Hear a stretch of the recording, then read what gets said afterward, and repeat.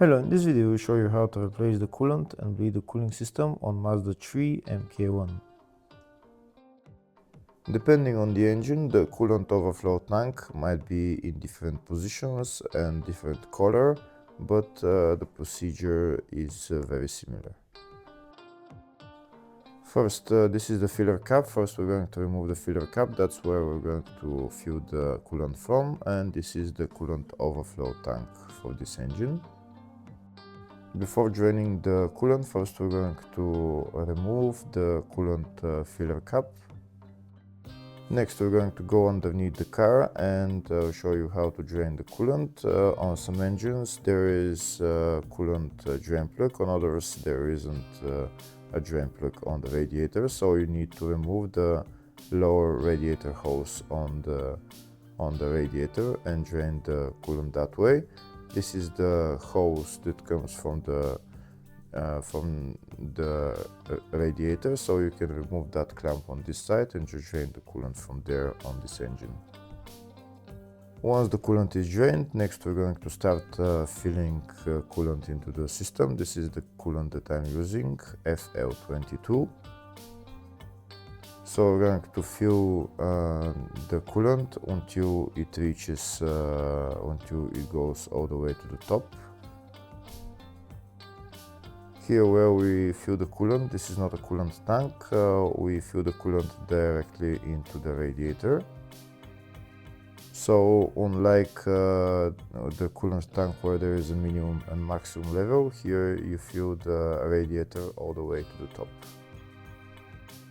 And afterwards we're going to look at the minimum and maximum level at the coolant overflow tank.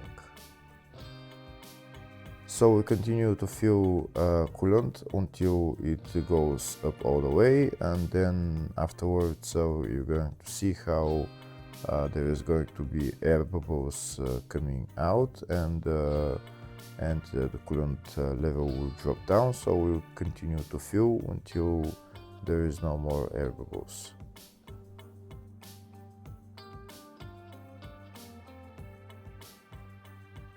Here you can see when we fill the coolant to the top, there is air bubbles coming out and the level of the coolant is dropping, so we continue to do that. If the video is useful, please like and comment on the video and subscribe to the channel to see more videos like this.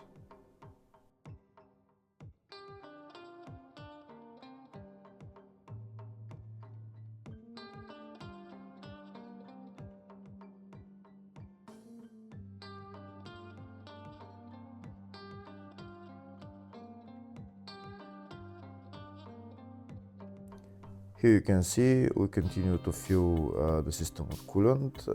There is still more air bubbles coming out and the coolant level is dropping, so we continue to do that. And now we're going to open the coolant overflow tank and fill coolant just above the minimum level.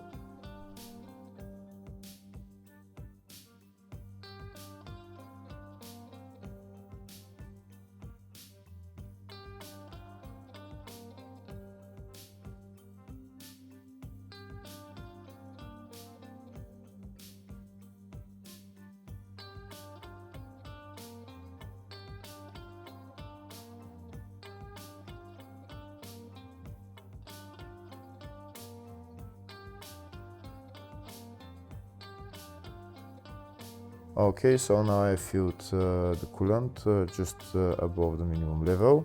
Next I'm going to press the upper radiator hose as well, and I'm going to continue to fill some coolant into the radiator.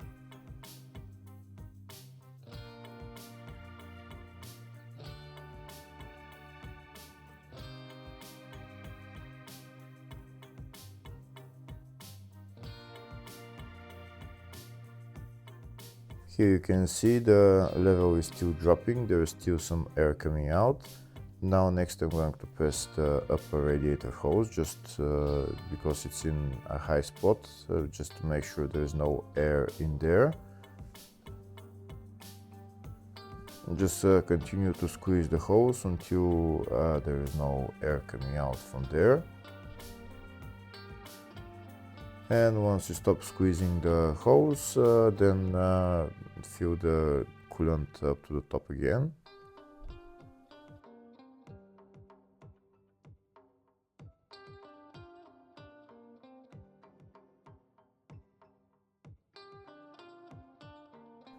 Then repeat the procedure, squeeze the upper radiator hose again, and then fill it up all the way to the top.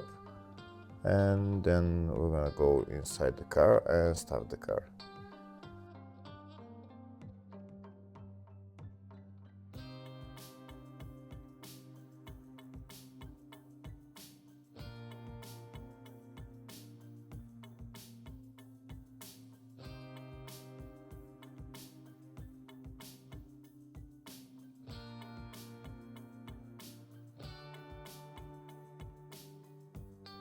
Now I'm going to remove the funnel and we'll see the level of the coolant. You can see here it's almost all the way to the top. Now we go inside the car, turn the ignition on and don't start the car just yet. Go to the heater and turn the heater to the maximum temperature. The maximum temperature on this car is 29 degrees. Then turn the blower motor to the lowest setting or to the number 1 setting, not to the 0, the number 1 setting. This way the heater valve on the heater core opens, and then coolant will flow into the heater core. Next we're going to start the car and let the car run until it goes to normal operating temperature. For the car to go to normal operating temperature, it will usually take about 15-20 minutes. So we can go outside the car and just look at the level of the coolant and fill it as necessary. Now we're going to see the level of the coolant. We can see the level of the coolant dropped. The car is running right now. We're going to press the upper radiator hose for a little bit just to make sure there is not air in there. And then I'm going to put my funnel on and start adding coolant until again goes all the way to the top.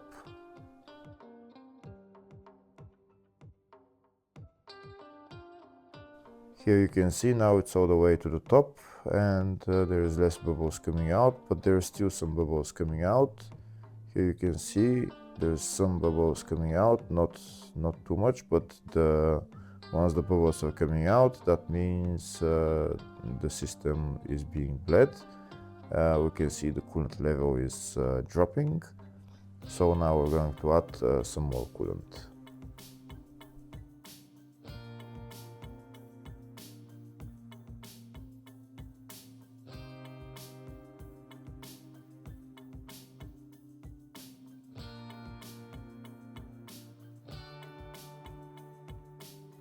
Now we can see that when we add coolant, there is no more air bubbles coming out, so that means the system has almost been bled all the way. There's still some coming out, but not too much. Now I'll show you the level of the coolant in the overflow tank. You can see just a little bit above the minimum level. When you turn off the car, you can add the coolant to go to the maximum level. Here we can see the coolant is still to maximum level, so now we're gonna go inside the car and check the temperature. We can see the temperature is almost in the middle between hot and cold, so that means the temperature is almost at a normal operating temperature. Next we're going to rev the engine for maybe a minute or two, just to help it warm faster. Just hold the RPM to around 2000 RPM, just for maybe 30 seconds, minute and a half, depends on how fast the car will warm up. Once the car warms up, then the heater should start blowing hot air. If the heater starts blowing hot air, that means the coolant system has been bled. I'm going to turn up the heater blower motor, and I will wait for the hot air to start coming out. Once the hot air starts coming out, that means the system has been bled, and then we can turn off the car. In my case, there is hot air coming out, so that means I can turn off the car and just add coolant as necessary into the radiator. First, I'll add coolant into the coolant overflow tank, just do it to the maximum level, and then I'm going to add coolant into the radiator.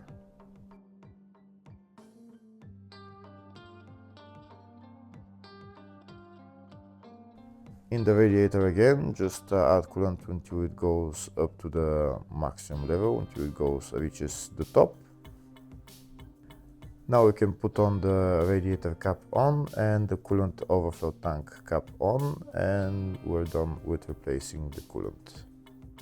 After the car becomes cold, check the level of the coolant again and add as necessary. Next I'll show you the bleeding procedure in the service manual.